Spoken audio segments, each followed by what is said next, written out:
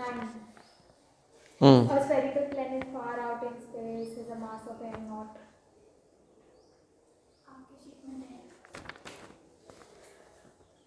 A spherical planet far out in space is a mass m naught and diameter d naught. So question number है आप लोगों की sheet में, ये question number 9 है, ठीक है। तो क्वेश्चन नंबर 9 का सॉल्यूशन देख रहे हैं। m naught and diameter d naught, a particle of mass m falling freely near the surface of this planet will experience an acceleration due to gravity which is लिखना। अभी question कैसा है, कोई भी एक प्लेनेट हो, जैसे हमारा प्लेनेट है, सो हमारे प्लेनेट के लिए हमने g का फॉर्मूला कैसे लगाया, g equal to G M upon R square. तो सेम यही फॉर्मूला आएगा किसी दूसरे प्लेनेट के लिए भी, अरे किसी आपको, तो वहां पर बस क्या हो जाएगा, जी एम नॉट, और इस आर की जगह क्या आ गया, डायमीटर दिया है, तो वो हो जाएगा डी नॉट बाई टू। तो जब डी नॉट बाई टू हो जाएगा तो डी नॉट बाई टू का स्क्वायर तो 4 हो जाएगा, तो 4 ऊपर आ जाएगा। यहां आपको रेडियस दी है, रेडियस कितनी दी है, डी नॉट। देखो अर्थ का क्वेश्चन नंबर 9 है आप लोगों का जो है, उसका सॉल्यूशन में उन्होंने कहा है आपको कि कोई भी एक प्लेनेट है, उस प्लेनेट का एक फलाना मास है और उसका एक डायमीटर दिया है। जैसे हमारी अर्थ का मास है और हमारे अर्थ का रेडियस और डायमीटर है, तो हमने ये फॉर्मूला कैसे डिराइव किया था, हमने ये फॉर्मूला डिराइव किया था ग्रेविटेशनल लॉ की वजह से, with the help of gravitation. Same gravitational law वहाँ भी अप्लाई करोगे, सब कुछ सेम आएगा, तो फिर से डिराइव करने की ज़रूरत नहीं है हमें। हमारा जो अर्थ का फॉर्मूला है उसमें क्या चेंज हो गया, उन्होंने बोला मास तो मास की जगह रख दिया, लेकिन उसकी जो डायमीटर दे दी तो डी नॉट दिया है, तो रेडियस क्या हो जाएगी, डी नॉट बाई टू।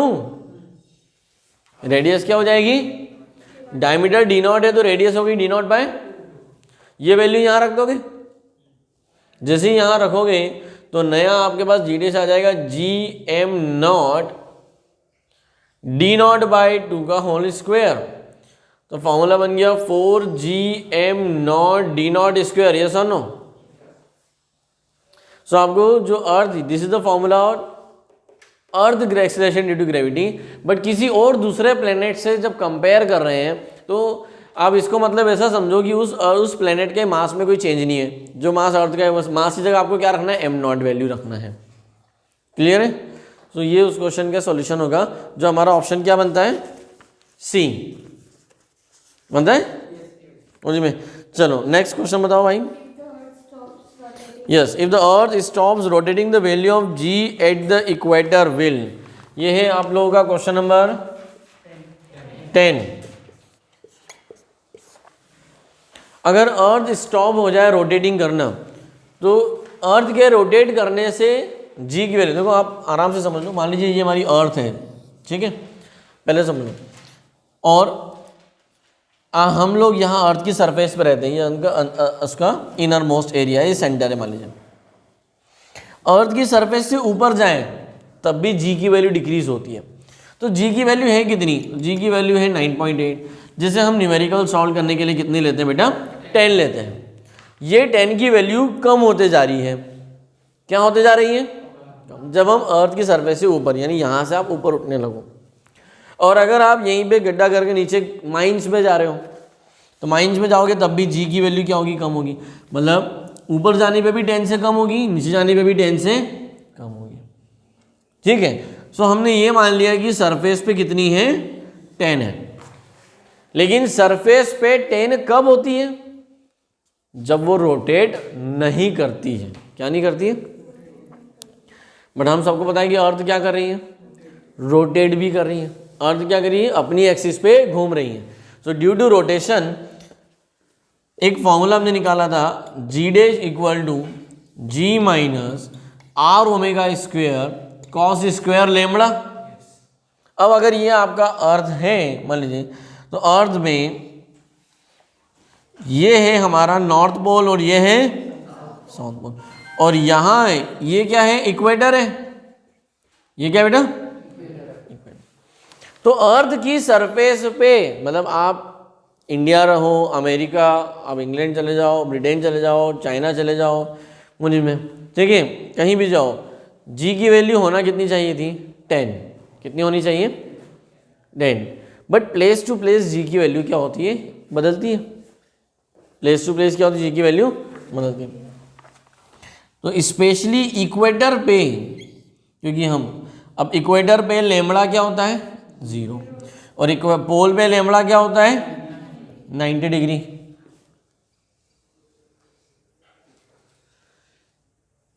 तुम नोट्स बना रहे हो? हाँ तो देखिए यहाँ लेमड़ा क्या बेटा, यहाँ लेमड़ा, और जब लेमड़ा 90 डिग्री रखोगे तो cos 90 0, तो ये पूरी टर्म क्या होगी, 0 होगी। मतलब यहाँ अगर कोई रहता है और यहाँ कोई रहता है तो उसकी जी की वैल्यू कितनी मिलेगी, 10 ही मिलेगी। क्यों? क्योंकि वहाँ पे रोटेशन का कोई इफेक्ट नहीं होता, रोटेशन का कोई इफेक्ट नहीं होता। रोटेशन का इफेक्ट कहाँ हो रहा है, इक्वेटर। तो इक्वेटर पे सरफेस पे ही 10 से वैल्यू कम हो गई है। जब जी में कम होता है तो वेट का फॉर्मूला क्या होता है, मैंने पढ़ाया है, वेट इक्वल टू होता है एम इंटू जी। तो इक्वेटर पे वेट भी क्या आएगा, कम आएगा ना, क्योंकि जी कम है। आई बात समझ में? सो क्वेश्चन था, if the earth stops rotating the value of G at the equator will. अब सोचो, घूमने के कारण इक्वेटर पे जी की वैल्यू कम हो रही है, तो अगर ये घूमेगी नहीं तो जी की वैल्यू क्या हो जाएगी, बढ़ जाएगी। Due to rotation of the earth, कितने से, किस फैक्टर से कम हो रही है, तो फैक्टर ये रहा, समझ में। लेकिन यहाँ लेमड़ा 0 रख देंगे तो मैंने बताया इक्वेटर पे लेमड़ा क्या होता है 0 डिग्री। सो इक्वेटर पे जी की वैल्यू जिस फैक्टर से कम हो रही है, G day is equal to G minus R omega square. Equator पे इस फैक्टर से कम हो रही है। अगर यहाँ आर की जगह आप रेडियस ऑफ अर्थ रख दो और उसकी कोई भी आपको एंगुलर वेलोसिटी दे दी जाए तो आप ये भी निकाल सकते हो कि कितनी कम होगी। तो ऐसे भी क्वेश्चन हैं हमारे पास, है ना, ऐसे भी क्वेश्चन दिए हैं। चलो next, the mass and diameter of a planet have twice the value of the corresponding parameter of earth, acceleration due to gravity on the surface of the planet is. अब इससे इजी क्वेश्चन क्या है, यहाँ पे mass and diameter of a planet, diameter दिया है, have twice the value of the corresponding. Question number, कौन सा क्वेश्चन नंबर है, क्वेश्चन नंबर 11। अब देखो इस क्वेश्चन को कैसे करना है। अर्थ पे जी की वैल्यू का फॉर्मूला क्या है, G earth equal to capital G M E R E square, yes और नो। चलो हमें प्लेनेट का निकालना है, प्लेनेट का जीपी क्या करना है, फाइंड करना है। प्लेनेट का मास कितना है, M P equal to mass of planet twice value of the earth, मतलब 2 टाइम ऑफ एम ई। चलो diameter of planet is 2 time of diameter of earth, ऐसा दिया है 2 डायमीटर, अर्थ के डायमीटर। लेकिन फॉर्मूले में क्या चाहिए, आर ई आ रहा है। सो जब डायमीटर इतना दिया है तो रेडियस कितनी हो जाएगी, डीपी बाई 2। नहीं आया समझ में? अगर हमें जीपी की वैल्यू निकालनी, किसकी वैल्यू निकालनी है बेटा, जीपी की, ठीक है। तो जीपी के लिए फॉर्मूला क्या लगाओगे, GP equal to G M P R P square. यहां आप क्या रखोगे, जी एम पी की जगह रखोगे 2 एम ई। अब आर पी, तो आर पी इक्वल टू क्या हो गया, R P equal to D P by 2। लेकिन डी पी इक्वल टू होता है 2 टाइम ऑफ डी, तो 2 डी बाई 2, तो डी हो गया। तो आर पी की जगह आ जाएगा डी का स्क्वायर, क्या आ जाएगा, ये सुनो। लेकिन डी क्या होता है, डी तो डायमीटर ऑफ अर्थ है, और डायमीटर ऑफ अर्थ क्या होता है, उसका भी half. R equal to D by 2, so D equal to 2 into R, ये रख दूं यहाँ पे, नहीं है समझ में। R P equal to D P by 2 equal to 2 time of D by 2, ये आपका कैंसिल हो गया। तो R P equal to D आ गया, लेकिन डी इक्वल टू कितना होता है, 2 आर ई, ऐसा लिख दो direct. So R P equal to 2 time of R E, ये वैल्यू यहाँ पर आएगी। ये वैल्यू जैसे ही आप पुट करोगे, so G P equal to 2 R E का होल स्क्वायर है। अब आपका ये 2 फैक्टर आगे ले लो, 2GME 4RE² हो गया, ये और ये कैंसिल हो गया। ये पूरा क्या है GE, तो कितना आ गया GP = G/2 आया क्या। और G की वैल्यू क्या होती है 9.8, तो 9.8 का हाफ क्या हो जाएगा, आया आंसर, आया कि नहीं समझ में। आपका क्या आ रहा था देवी जी, कुछ और आ रहा था। मेरा डी आ रहा था, मुझे ये था कि वो जो आरपी है, आरपी की जगह अगर D/2 आ रहा है, DE आ रहा है ना, डायमीटर ऑफ इट, तो अब वो तो उसकी वैल्यू आ रही है, तो हम उसको RE से क्यों डबल ही कर दिया। हमें फॉर्मूले में रिप्लेस करना है ना, यहाँ तो रेडियस आई है ना, पर उसकी रेडियस तो उसके बराबर। देखो यहाँ पे तुम जब सॉल्व करोगे बेटा GP = GMP/RP, मैं तुम्हारी बात समझ रहा हूँ कि RP की वैल्यू, लेकिन वो DE की टर्म में होगा, और कंपेयर करने के लिए मुझे इस टर्म में चाहिए ना। जैसे GP = GMP/, मैं यहाँ पे डायरेक्ट DE लिख देता हूँ, तो तुमने कर दिया DE का स्क्वायर, तो फॉर्मूला तो GP का ये बना, ये तो GP का फॉर्मूला है ना, और मुझे GE से कंपेयर करना है, तो GE का ME और RE की टर्म में है, ठीक है। ये GE और GP समझ में आ रहा है क्या हो रहा है, कितनों को समझ में आया, अच्छे से क्लियर हो गया समझ में। क्या दिया था यहाँ पे, देखो ये गिवन है, ये हम जानते हैं, we know that, systematic solve करोगे समझ में आ जाएगा ना। मैं सीखना है कॉन्सेप्ट कॉम्पिटिटिव लेवल पे। ये फॉर्मूला हम जानते हैं जी, गिवन क्या था MP और DPA गिवन था, और GP हमें क्या करना है फाइंड करना है, ये फाइंड करना है। लेकिन जब DP दिया है तो RP का फॉर्मूला होता है RP = DP / diameter, radius = diameter का हाफ, डायमीटर/2। लेकिन मुझे RP चाहिए किसकी टर्म में, RE की टर्म में चाहिए, तो RE की टर्म में लाने के लिए ये इक्वेशन बनेगी। क्लियर है सभी को, कोई दिक्कत इसमें वो जिसमें। सो ये था क्वेश्चन नंबर 9, ये क्वेश्चन नंबर 10 और ये क्वेश्चन नंबर 11। सॉल्यूशंस इंपॉर्टेंट नहीं है, मतलब इसको पूरा लिखना, आपका कॉन्सेप्ट सीखना यहाँ जरूरी है। और ये सारे क्वेश्चंस के जो सॉल्यूशन है ये उन्हीं को, उन स्टूडेंट्स को स्पेशली जो आने वाले साल में हनीफा में AIR बैच में बैठना चाहते हैं, है ना, मतलब जिन्हें नीट देना है, जो JEE देना चाहते हैं, या जो कुछ अच्छी गवर्नमेंट एग्जाम देना चाहते हैं मुझे, क्योंकि ग्रेविटेशन के ये बहुत सिंपल क्वेश्चंस हैं। आप RS अग्रवाल की बुक लेकर आओ, RS अग्रवाल जो गवर्नमेंट एग्जाम की प्रिपरेशन की होती है उसमें भी इस टाइप के क्वेश्चंस मिल जाएंगे, ठीक है। Now next question, question number 14। Question number 14 पहले पढ़ो, उसको देखोगे। Radius of earth is 6400 kilometre and G = 10 metre second square, and data दे दिया उन्होंने। In order that a body of 5 kilogram weight 0 at the equator, the angular speed of the earth is. बहुत ही प्यारा क्वेश्चन है, मतलब उन्होंने क्या बोला है, इन order that a body of 5 kilogram weight 0, confuse करने के लिए आपको दिया है, ऐसा क्या हो कि 5 किलोग्राम वेट वाला ऑब्जेक्ट का वेट 0 आ जाए, किस पे, इक्वेटर पे, मतलब condition of weightlessness, condition of. चलो तो क्वेश्चन नंबर फिर से बोलो क्या है भाई, 14 है। क्या गिवन है पहले वो देखते हैं। गिवन है radius of earth RE = 6400 kilometre, yes. G = उन्होंने दे दिया है 10 मीटर/सेकंड ये। और क्या गिवन है, उन्होंने दिया है, गिवन है 8 equator weight of 5 kilogram object become 0, ठीक है भाई, ये भी दिया उन्होंने। तो यहां से हम कंक्लूजन निकालेंगे, इट मींस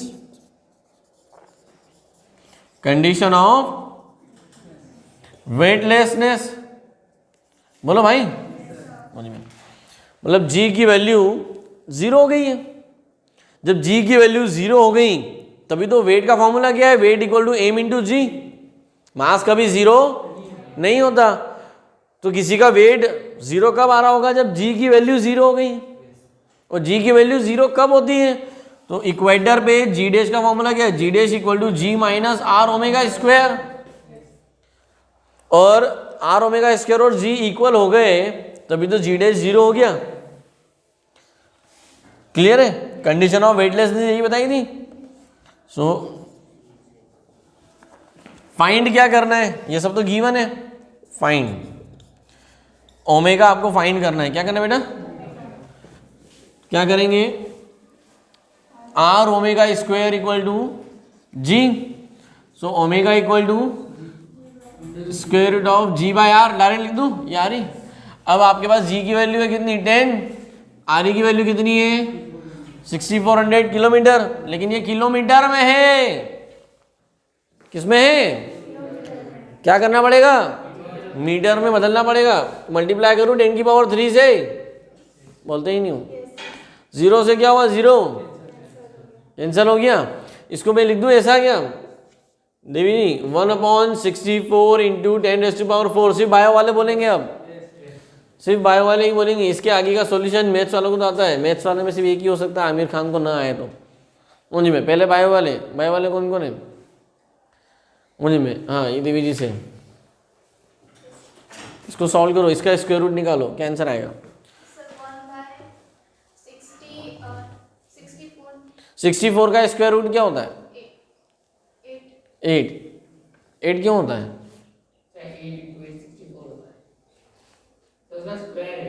हाँ, स्क्वायर रूट इसलिए क्योंकि उसका स्क्वायर 64 होता है, तो इतना तो आता है ना। तो 64 का स्क्वायर रूट हो जाएगा। लेकिन ये 10⁴ का स्क्वायर रूट क्या आएगा?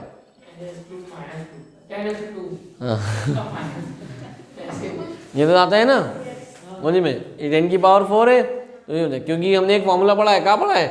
x⁴m⁴n equal to x⁴m into n। क्या इस फॉर्मूले का यहाँ पे इस्तेमाल हो रहा है क्या? कितने लोग बोल रहे हैं कि हो रहा है? किसी रट रखा है? सिर्फ ये रटना नहीं है, अगर आपको ये फॉर्मूला आ रहा है इसी से ये हो रहा है। बताओ आमिर खान, यहाँ पे ये वाला फॉर्मूला कैसे लग रहा है? बस हमने तो रट लिया है। कितनों को आता है? 1 2 3 4 5। मतलब ये लोग ईमानदारी से 10th पास हुए हैं। तो भाई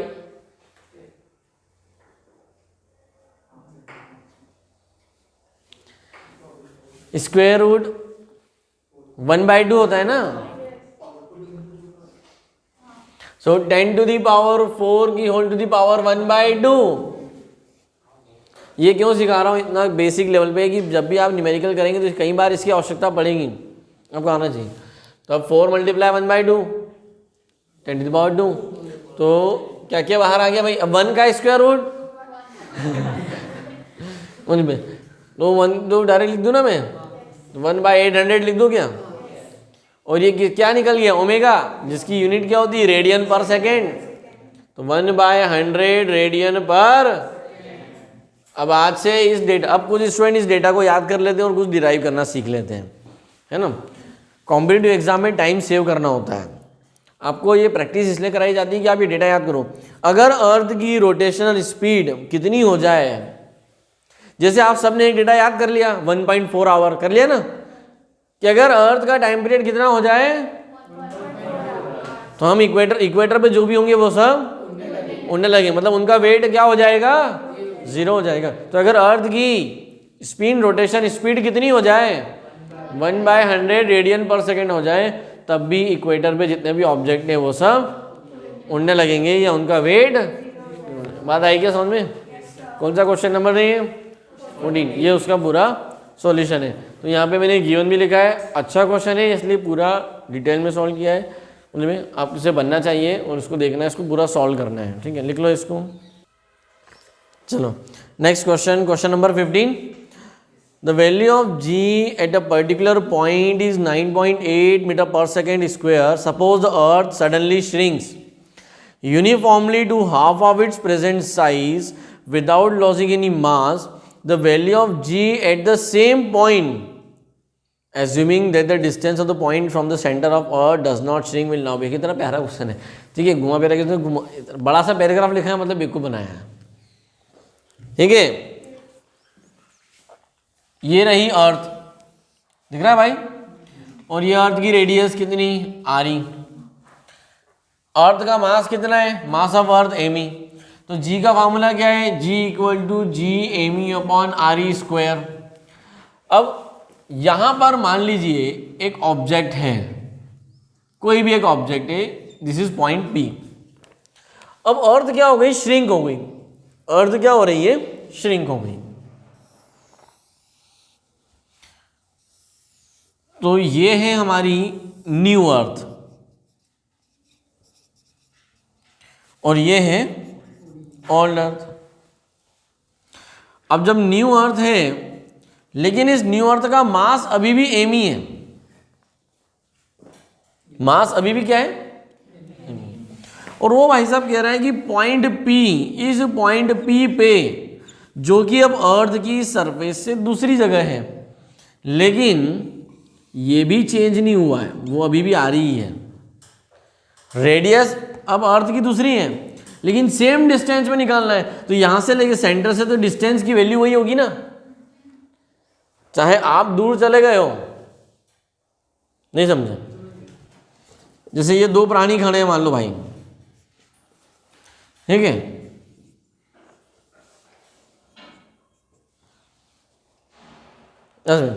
अब ये एक हमें इस पॉइंट, ये पॉइंट पी पे है,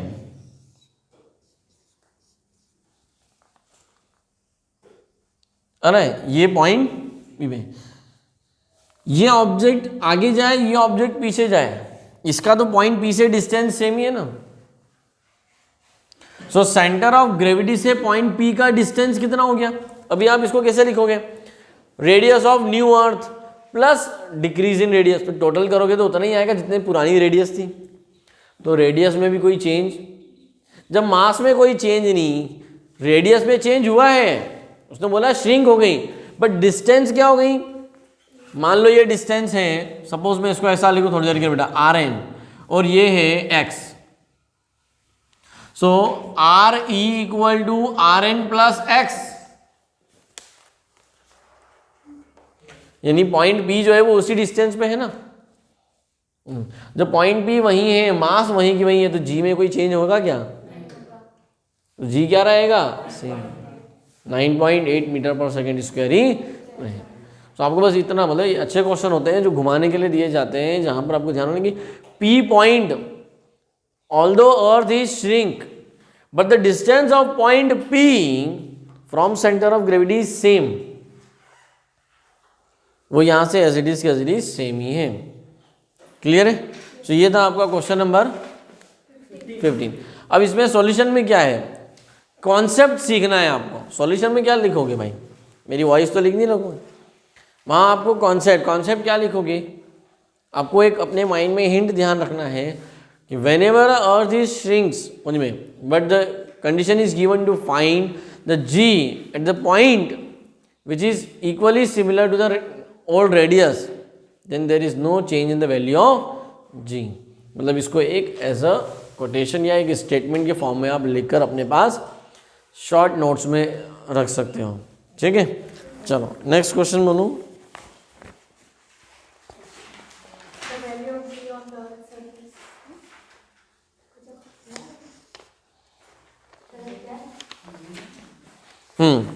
क्वेश्चन नंबर कौन सा बेटा, 22। क्वेश्चन नंबर 22 शीट का देखो, the value of G on the earth surface is 918। अच्छा एक मिनट, ये वाला क्वेश्चन कितना कोई गलत हुआ क्या है, पहले वाला देख लें। क्वेश्चन नंबर देखिएगा, the mass of earth is 81 times that of the moon and the radius of earth is 3.5 times that of moon. The ratio of the acceleration due to gravity at the surface of the moon to that the surface of the earth is. ठीक है, ये कितनों का wrong हुआ था, wrong हुआ है, ठीक है ना। तो इसको देख लेते हैं, कौन सा क्वेश्चन नंबर है ये, क्वेश्चन नंबर 19। चलो उस दिन का क्वेश्चन नंबर 19 में देखो क्या क्या दिया है। Mass of earth is 81 times that of moon, मतलब मून से 81 टाइम्स है। So mass of earth equal to 81 time of mass of moon, ऐसा लिख दूं, M for mass of earth and, तो ये गिवन है, ये क्या है आपका गिवन है। दूसरा डेटा देखते हैं, and the radius of earth is 3.5 time that of moon, so R E equal to 3.5 time of R M.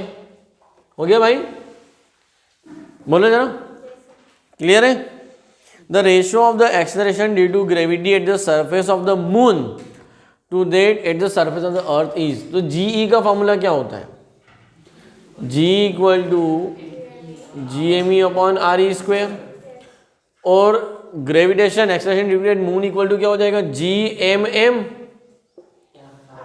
Upon R M square. अब यहां कुछ मत पुट करो,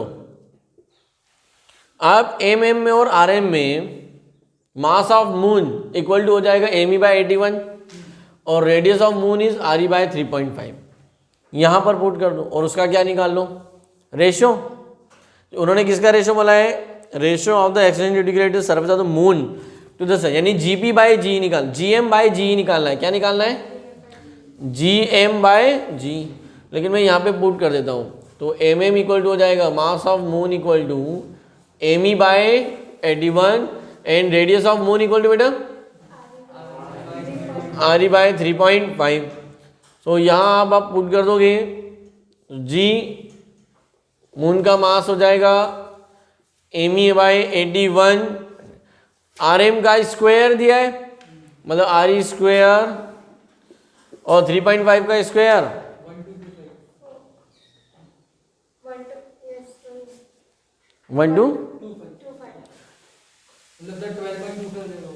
12.25 हो गया, 3.5 का स्क्वायर है, 3.5 का स्क्वायर, ये सर नो। चलो तो ये आ गया हमारे पास में, इसको सॉल्व कर लोगे तो क्या वैल्यू आ जाएगी, यहाँ पे देखें जरा, सॉल्व करोगे तो मैंने अभी जीएम निकाल रहा हूँ, क्या निकाल रहा हूँ, तो GM E by 81 and 12.25 by R E square, ये क्या वैल्यू आई बेटा, GM equal to G M E R E square, इसको ऐसा ही रहने दो, 12.25 बाय 81, लेकिन ये पूरा क्या है, जीई है, क्या है ये,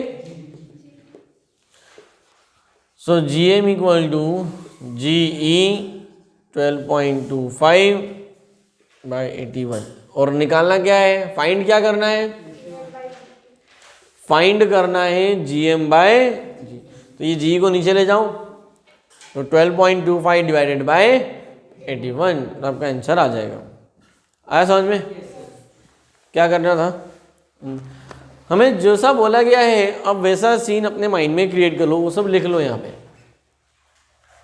और यहाँ चेंज करने की बजाय, क्योंकि देखो यहाँ आप चेंज नहीं कर सकते, यहाँ करोगे तो क्या हो जाएगा, उन्होंने घुमा के दिया है, इसीलिए जानबूझ के दिया है कि आप एम ई की जगह रख दो 81 अपॉन एम एम, और इसको रख दोगे तो क्या होगा, आप यहाँ पे जैसे रख दोगे 81 अपॉन एम एम, तो उसके अंदर आपको वैल्यू पुट करना पड़ेगी, तो आपका जी बाय जी एम आएगा, फिर आपको उल्टा करना पड़ेगा, इसलिए इसमें पुट करेंगे तो डायरेक्ट जी एम बाय जी निकल आएगा ना। एक हल्का सा लॉजिक, और ऐसे क्वेश्चंस कॉम्पिटिटिव एग्जाम में बहुत फास्ट होने चाहिए, फास्ट आपको कैलकुलेशन भी थोड़ी सी अपनी स्ट्रांग बनाना है, और कॉम्पिटिटिव एग्जाम्स में तो ये सब गिवन हो फाइंड लिखना नहीं होता है, यानी इमीडिएट आपको फटाफट सोचना है कि मुझे जीएम के फॉर्मूले में वैसा वैल्यू पुट कर देनी है। जैसे अभी मैंने थोड़ी देर पहले एक क्वेश्चन किया था जीपी और जी से, gravitation at any other planet और ग्रेविटेशन एट अर्थ, याद आ रहा है, तो वहाँ पे भी हमने जीपी में पुट किया था, ठीक है। चलो तो ये था क्वेश्चन नंबर 19। सो इसके पहले ये वाला क्वेश्चन नंबर था हमारा, तो 15 का सॉल्यूशन हो गया, 19 का हो गया, 19 का पूरा सॉल्यूशन आप डिटेल में लिख के रख लें। ऐसे क्वेश्चंस बोर्ड में भी आते हैं, इजी क्वेश्चन होते हैं, इसलिए कॉम्पिटिटिव में तो ज़्यादा आएंगे, मैं ये नहीं कह सकता, ठीक है, लेकिन बोर्ड लेवल में, क्योंकि ऐसे क्वेश्चन तो आपको 10th क्लास की जो रेफरेंस 9th क्लास में ग्रेविटेशन है ना 9th क्लास में, तो वहाँ पर अगर आप अच्छी रेफरेंस बुक आपने पढ़ी हो एस चांद या प्रदीप, तो उसमें भी ऐसे क्वेश्चन मिल जाएंगे, वहाँ भी आपको मिल जाएगा। तो इसलिए उसे मैं बोलूँ कि बहुत अच्छा है, कॉम्पिटिटिव लेवल का क्वेश्चन है तो नहीं, बट अगर कॉम्पिटिटिव लेवल का नहीं है तो लेकिन बोर्ड लेवल का, तो ऐसे क्वेश्चन 11th बोर्ड एग्जाम में आ सकते हैं। ठीक है, तो लिख लो भाई। The value of G on the earth surface is 980 centimetre per second square, full stop. Its value at a height of 64 kilometre from the earth surface is. So direct आपको वैल्यू, आप ये मत देखो कि उन्होंने जी की वैल्यू जो दे रखी है वो सेंटीमीटर में, आप उसको मीटर में ही लेकर चलो, फाइनल आंसर निकाल लो और उसे बाद में चेंज कर दो। आंसर क्या आना चाहिए हमें, सेंटीमीटर में चाहिए। ठीक है, it's value at a height of 64 kilometre. तो जब ऐसा आता है, यानी ये क्वेश्चन हाइट से है, इफेक्ट ऑफ हाइट। तो हमने हाइट के लिए 2 केसेस पढ़े, 2 फॉर्मूले पढ़े, याद आ रहा है आप सभी को? तो मैं थोड़ा सा याद दिलाऊं आपको। अगर हमने जी डैश बाय जी, यानी G dash equal to G bracket में R E upon R E plus H का होल स्क्वायर, ये फॉर्मूला पढ़ा है, कैसे आया था, याद आ रहा है कि नहीं?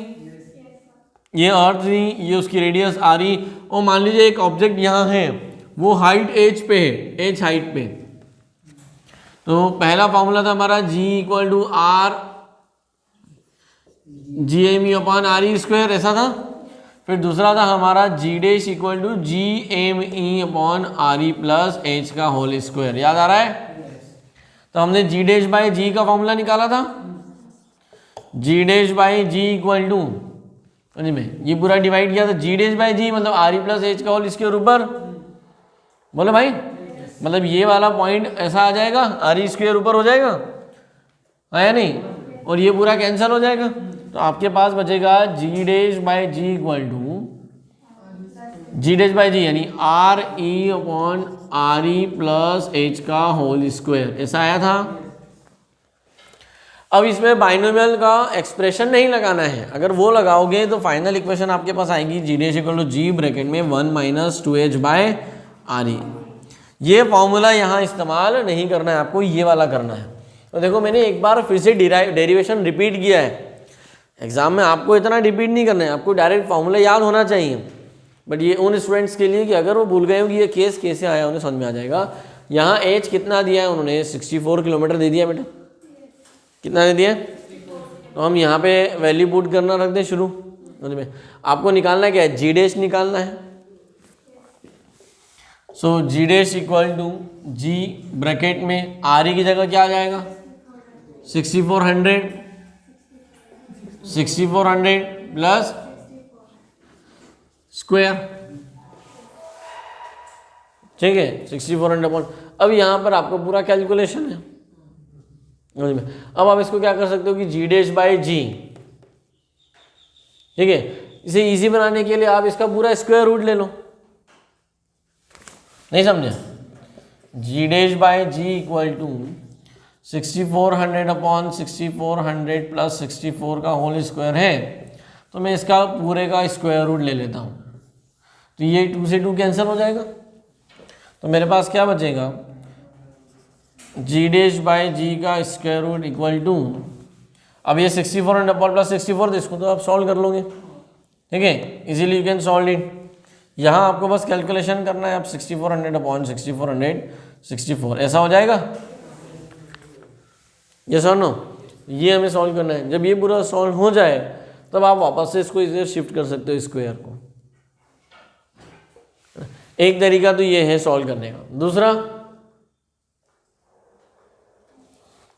जैसा दिया है आप वैसे ही, यानी यहीं पर क्या करोगे, सॉल्व करके उसका स्क्वायर कर लो। और यहाँ जी की वैल्यू उन्होंने दी है 9.8, लेकिन आप उसको 10 के रिस्पेक्ट में भी सॉल्व कर सकते हो। हाँ, बट ध्यान रखना, अगर 10 के रिस्पेक्ट में सॉल्व करोगे तो आंसर में थोड़ा सा वेरिएशन आएगा, यानी क्योंकि बहुत क्लोज आंसर दिए हैं। देखो 9 नहीं, ज़्यादा क्लोज नहीं है, आप ले सकते हो 10 करके करोगे तब भी इजीली हो जाएगा। जी डैश निकालना है, बट आपको जो जी डैश आएगा वो किस में आएगा, मीटर में। किस में आएगा, जी डैश किस में आएगा, मीटर में, ठीक है। जी डैश किस में आने वाला है, मीटर में, क्लियर है। और हमें फाइंड किस में करना है, सेंटीमीटर में। लेकिन कॉन्सेप्ट समझ में आया है?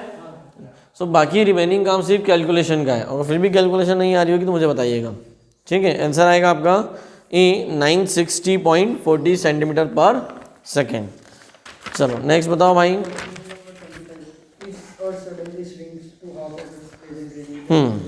तो अब जरा आप एक साथ 2-3 तरह के क्वेश्चन देखो, मैं आपको बताता हूँ। हम यहाँ जो मैंने टी बनवाए वाले क्वेश्चन देखते हैं उनके solutions. If the earth suddenly shrinks without changing mass to half of its present radius, the acceleration due to gravity will be. बहुत ईजी था। जब भी ऐसे क्वेश्चन आए तो मैंने कहा था, क्वेश्चन नंबर कौन सा है ये? Question number 25। हमें पता है कि g इक्वल टू क्या होता है, gm/r²। इसका मतलब मैं ऐसा लिख सकता हूँ, g is inversely proportional to r²। उन्होंने रेडियस क्या कर दी, हाफ कर दी, तो g इक्वल टू 1/r²। और अगर हाफ हो गई यानी r/2, r/2 का स्क्वायर करेंगे तो 4, तो आंसर क्या हो जाएगा 4g। नहीं आया समझ में? अभी g का फॉर्मूला है 1/r², लेकिन g डैश इक्वल टू क्या हो गया, g dash equal to 1/re/2 का होल स्क्वायर। इसको सॉल्व करोगे तो क्या हो जाएगा, g dash proportional to r/4 यानी 4/re²। लेकिन 1/r² मतलब क्या होता है g, तो g डैश इक्वल टू हो गया 4g। या आप लॉजिक लगाओ, अगर ये मान लो ये बढ़ता है, ये बढ़ता है तो ये घटेगा ना। अगर आप इसको 2 टाइम करोगे तो ये 4 टाइम कम हो जाएगा। इसे 2 टाइम बढ़ाते हैं तो ये 4 टाइम कम हो जाता है। अगर इसे हाफ करेंगे तो उसका स्क्वायर से बढ़ गया ना, हाफ किया, हाफ किया तो 4 टाइम हो गया, हाफ का स्क्वायर हो गया। आया समझ में? यस और नो? तो ये 25 का आंसर क्लियर है, ठीक है। बॉम्बे 4G। अभी पहले परसेंटेज वाले और एक क्वेश्चन देख लो। परसेंटेज में आपको जो क्वेश्चन दिख रहा है वो मैं क्वेश्चन पढ़ रहा हूँ, क्वेश्चन नंबर देखिएगा। At what altitude in metre will the acceleration due to gravity be 25% of that at the earth surface. देखा क्वेश्चन नंबर 31। तो पहले तो इसका सॉल्यूशन लिख लो। ये था हमारा क्वेश्चन नंबर कौन सा, इधर था 22 और ये है 25 का सॉल्यूशन, ठीक है। तो पहले ये नोट कर लो, फिर मैं चलो नेक्स्ट क्वेश्चन नंबर 31 शीट में देखो सभी लोग। क्वेश्चन नंबर 31 में क्या दिया है, एट व्हाट एल्टीट्यूड, एल्टीट्यूड मतलब हाइट की पे बात कर रहा है वो, मतलब अब सरफेस वाला फॉर्मूला इस्तेमाल करने की जरूरत नहीं है, हमें क्या करना है हाइट पे। At what altitude in metre will the acceleration due to gravity be 25% that at earth surface. ये सबसे अच्छी बात है, यहाँ पे आपको हाइट का फॉर्मूला लगाना है, लेकिन हाइट पे g की वैल्यू कितनी है, g dash equal to given है, क्या गिवन है, g dash equal to 25% of g at earth, ठीक है। सो g डैश इक्वल टू 25% मतलब 25/100 इंटू g, ऐसा लिख दूं, ठीक है। तो g डैश इक्वल टू क्या हो गया, g/4, g/4। हालांकि ये क्वेश्चन मैं अभी सॉल्व करके दे रहा हूं, बट अगर कॉम्पिटिटिव के लिए करना होता तो मैं एक स्टेप में कर सकता हूं, क्योंकि हम इसको ऑलरेडी सॉल्व कर चुके हैं। g dash equal to g/4। अब हाइट पे फॉर्मूला क्या है, g dash equal to g bracket में 1 - 2h/r, ये फॉर्मूला लगाते हैं। लेकिन g डैश की वैल्यू कितनी रहेगी, g/4, ये वैल्यू यहां पुट कर दे। एट हाइट के लिए ये वाला फॉर्मूला है, from this formula put the value, ये वैल्यू पुट कर दो। ये वैल्यू पुट करोगे तो g/4 equal to g bracket में 1 - 2h/r, g से g कैंसिल हो गया, यहाँ बचा सी 1/4। तो क्या आ गया इक्वेशन, 1/4 इक्वल टू 1 - 2h/r। अभी सॉल्व कर सकते हो ना, 2h/r को इधर ले आओ। तो अब यहां से भैया खतरनाक क्वेश्चन आ रहा है, 1 - 1/4,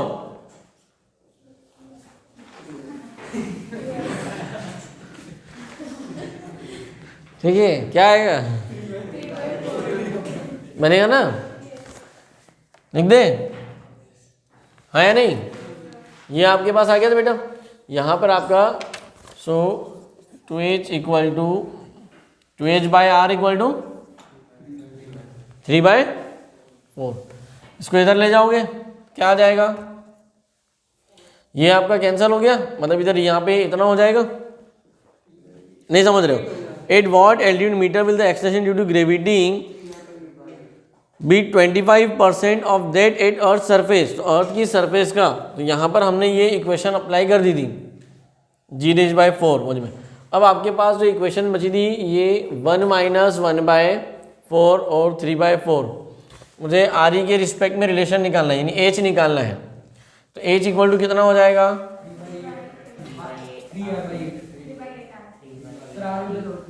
3, ये इधर चला जाएगा बेटा, 3RE/8। एच इक्वल टू क्या हो जाएगा? 3RE/8 मुझे में। तो यहाँ ये आंसर आएगा, ठीक है, जो आपको करेक्शन करना है। आ जाएगा कि नहीं? इस हाइट पे जो वैल्यू हो जाएगी वो कितनी हो जाएगी? g/4 हो जाएगी। कितनी हो जाएगी? बनेगा भाई मुझे में। चलो फिर नेक्स्ट है नहीं एक ये वाला परसेंटेज वाला है ना। If the radius of earth shrinks by 1.5%, question number, अब आप खुद ही कर सकते हो, ओरली बताओ भाई। If the earth radius of earth shrinks by 1.5%, mass remaining same, then the value of acceleration due to gravity changes by, percentage में दिए, और हमें पता है कि g is inversely proportional to R E square. 1.5% का स्क्वायर करोगे 3%, ठीक है। अरे यहाँ पर आपको क्या करना होगा, 2 टाइम हो जाता है वो, उसका क्या हो जाता है? अगर ये आर ई डिक्रीज हो रहा है तो g 2 टाइम इंक्रीज होगा ना, क्योंकि स्क्वायर हो रहा है, ठीक है। तो 2 टाइम क्या हो जाएगा? इंक्रीज हो जाएगा। तो अगर if earth radius is shrink by 1.5%, then increase in g will be 3%। Increase in g will be कितना हो जाएगा? आ जाएगा। Now again, if the radius of earth contract 2% and its mass remain the same, then weight of the body at the earth surface. अब आपको किसी को पता है, अगर r कम हो रहा है तो g बढ़ता है, g बढ़ेगा तो वेट भी बढ़ेगा ना, क्योंकि वेट का फॉर्मूला क्या है? Question number 38, W equal to m into G. g बढ़ेगा तो वेट भी बढ़ेगा, तो वेट इंक्रीजेस, हो जाएगा। चलो ये थे 37 38। अब एक और क्वेश्चन देखो, ये 8 वॉट हाइट ओवर अर्थ पोल वाला कौन सा था? ये 29 है ना। अभी पीछे क्यों आ गए देखो, क्योंकि इसका परसेंटेज से रिलेशन नहीं है। परसेंट वाले मैंने एक लेवल पे अभी आपको करा दिए।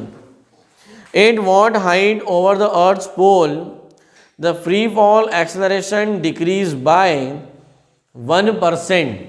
Decrease by, assume the radius of earth to be 6400। 8 what height पे पूछा है, लेकिन जी कितना डिक्रीज हो गया? Decrease in G will be 1%। G में डिक्रीज कितना हो रहा है? अब आप जरा यहां से सोचो इससे रिलेशन। सो क्वेश्चन नंबर 29 में क्या देख रहे हैं हम लोग? उन्होंने जी बोला है, देखो, at what height over the earth pole, यानी हमें एच निकालना है। क्या करना है? एच फाइंड आउट करना है। The free fall acceleration decrease bye, free fall acceleration मतलब जी, जी की वैल्यू, अगर जी डिक्रीज हो रहा है किससे? तो ऐसा तभी हुआ होगा जब आर बड़ा होगा। तो अभी थोड़ी देर पहले मैंने बताया कि वो 2 टाइम्स हो जाता है, हाँ या नहीं? जब हमने आर को 1.5% कम किया था तो ये हो गया था 3%। अगर मैं इसको 0.5% करूंगा तो ये हो जाएगा 1%।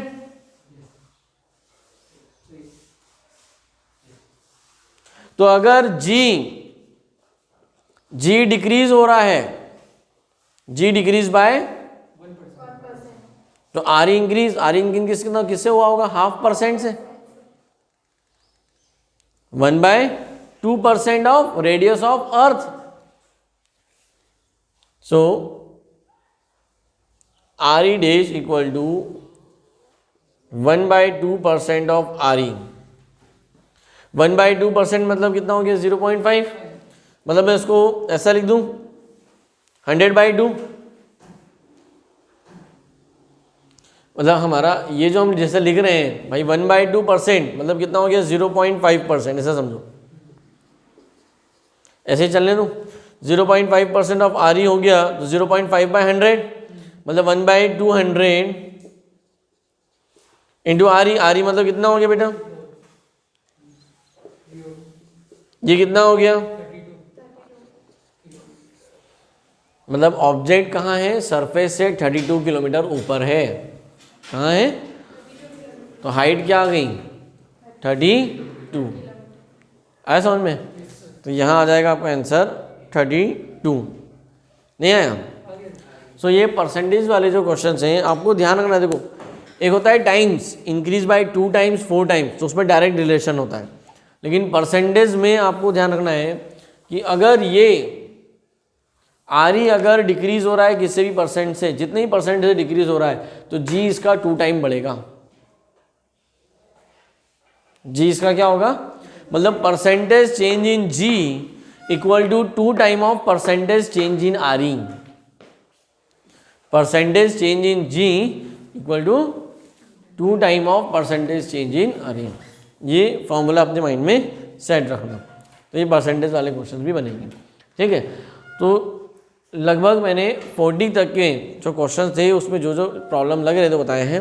25 तक आप लोगों ने पूरे सॉल्व कर लिए थे. 25 से आगे आपको पूरा सॉल्व करना है. फिर मैं आंसर की से उसको हम क्रॉस वेरीफाई करेंगे.